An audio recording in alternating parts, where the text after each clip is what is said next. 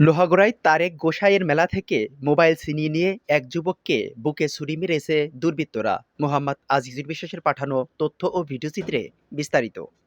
দর্শক, আমি মোহাম্মদ আজিদুল বিশ্বাস, আর আমি এই মুহূর্তে রয়েছি লোহাগড়া উপজেলা স্বাস্থ্য কমপ্লেক্সে। আর এখানে কিন্তু মেলা থেকে ছুরি মেরে মেলাতে আসা একজন হিন্দু সম্প্রদায়ের ব্যক্তিকে ছুরি মেরে তার মোবাইল ছিনিয়ে নিয়ে গেছে। ঘটনাটি ঘটেছে জয়পুর তারক গোসার বাড়ি থেকে। আপনারা জানেন যে লোহাগড়া জয়পুর তারক গোসার বাড়িতে মেলা হচ্ছে, সেই জায়গা থেকেই ঘটনা ঘটেছে। আর এই ঘটনার পরে কিন্তু সেই আহত যুবককে কিন্তু লোহাগড়া উপজেলা স্বাস্থ্য কমপ্লেক্সে স্থানীয় লোকজন নিয়ে এসেছে।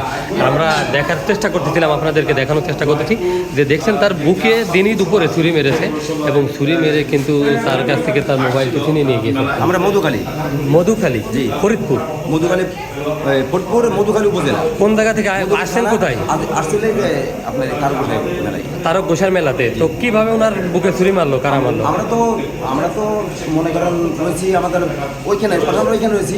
ওরা ওই ঠাকুরের ছবি ভিডিও করতেছে, করতে করতে ওই শিব মন্দিরের ওইখান থেকেই ভিডিও করতেছে। ধর্মের হাতে মোবাইলটা কেড়ে নিয়েই ছুরি মারি দিয়ে দৌড় দিছে। আমি ধরতে পারিনি না, ওরাই ছিল, ওই ছোটো ছোটো বাচ্চারা ওরাই ছিল, কিন্তু আমরা ওখানে ছিলাম না সাথে। ঘটনার ভিতরে আমরা মহাদেবের ভিডিও করতেছি, মন্দিরের ভিতরে ভিডিও করতেছি, মন্দিরের ভিতরে আমরা ভিডিও করতেছি।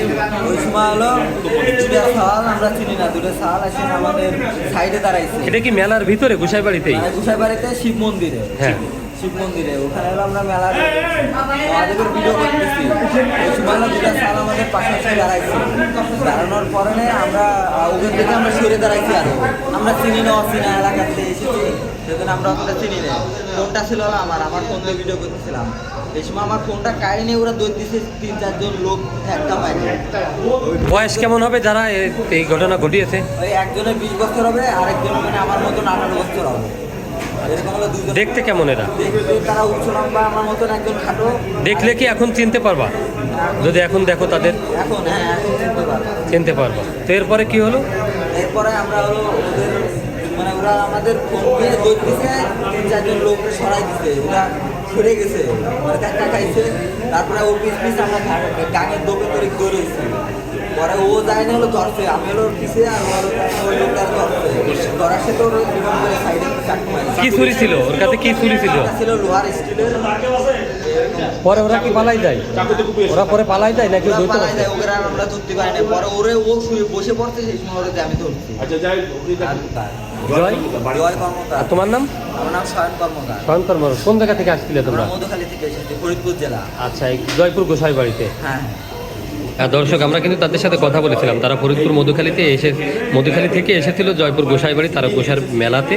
আর এখানে আসা পরে কিন্তু মোবাইলে ছবি তুলে এক পর্যায়ে তাদের কাছ থেকে কিন্তু মোবাইল ছিনিয়ে নিয়ে দৌড় দেয়। তখন এইদের ধরে ফেললে কিন্তু তাদের কাছে থাকা ছুরি দিয়ে আঘাত করে তার বুকে তাকে ফেলে যায় এবং ফেলে সেখান থেকে পালিয়ে যায়। আমরা কিন্তু দেখেছি যে জয়পুর গোসাই বাড়িতে পুলিশ প্রশাসন সেখানে রয়েছে। আর আজকে জয়পুর গোসাই বাড়িতে এখানে কিন্তু হাজার হাজার মানুষ রয়েছে। আর মানুষের ভিতরে কিন্তু এই মোবাইল ছিনতাইয়ের ঘটনা ঘটেছে। আমরা সেখানে কিন্তু লোহাগড়া থানা পুলিশ দেখেছি, ডিবি মোতায়েন দেখেছি, আইন শৃঙ্খলা বাহিনীর অনেক লোকজন থাকা সত্ত্বেও কিন্তু বাজারের ভিতরে এবং এই গোসাই বাড়ি থেকে এরকম একটি ঘটনা ঘটে গেছিলো। আমার কাছে কিন্তু এই ছুরি মারার আঘাতের ঘটনার এখানেই শেষ ছিল।